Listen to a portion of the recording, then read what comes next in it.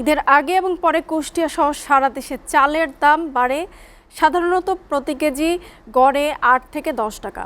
আর এসব নিয়ন্ত্রণ করে একটি সিন্ডিকেট। তবে এবছর পুরো রমজান মাসে চালের দাম কুষ্টিয়াতে কমেছে কেজি প্রতি ৩ থেকে ৪ টাকা।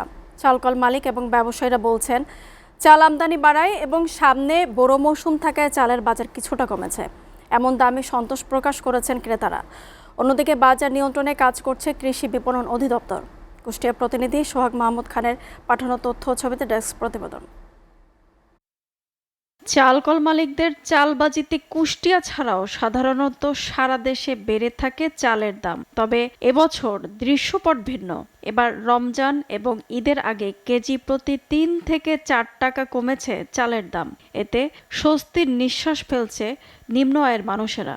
এরকম থাকলে চাউল হয়তো আমাদের মতো যারা স্টুডেন্ট বা ব্যাচেলার আছে স্বস্তিতে চলতে পারবে। হয়তো ২-৪ টাকা কমলে পারে আমাদের একটু লাভ হয়। সরকারের কাছে এটাই আবেদন, সরকার গরিবের দিকে একটু তাকাক। চাউলের বাজারটা বর্তমানে নাগালের ভিতরে আছে। রমজানে তুলনামূলক চালের চাহিদা কম থাকে, সেই সাথে মিলারদের কাছেও মজুদ রয়েছে।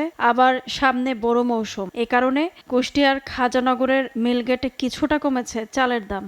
এর প্রভাব পড়েছে কুষ্টিয়া সহ দেশের পাইকারি এবং খুচরা বাজারে। নিম্নমুখী হওয়াটা সবার কাছে কাম। একই সাথে এলসি চাল রয়েছে বাজারে পর্যাপ্ত পরিমাণে। বড় মৌসুমের ধান উঠবে, সেই তুলনায় এই আগামী ২-৩ মাসের মধ্যে চালের দাম বাড়ার কোনো সম্ভাবনা পাওয়া যাচ্ছে না।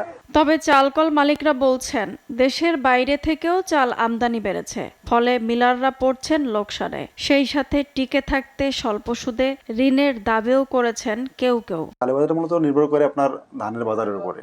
ধানের দাম বৃদ্ধি পেলে চালের দাম বৃদ্ধি পায়। আমরা দেউলিয়া, আমরা ব্যাংকের টাকা নিয়ে ব্যাংকের ইন্টারেস্ট বেশি। আমরা মাননীয় প্রধানমন্ত্রীর কাছে আমরা আবেদন জানাচ্ছি এই চাল শিল্পটাকে ধরে রাখার জন্য। 15% ব্যাংকিং ইন্টারেস্ট দেওয়ার পরে আমরা যে এই ব্যবসায় টিকে থাকতে পারছি, এটাই তো আল্লাহর কাছে হাজার শুকরিয়া।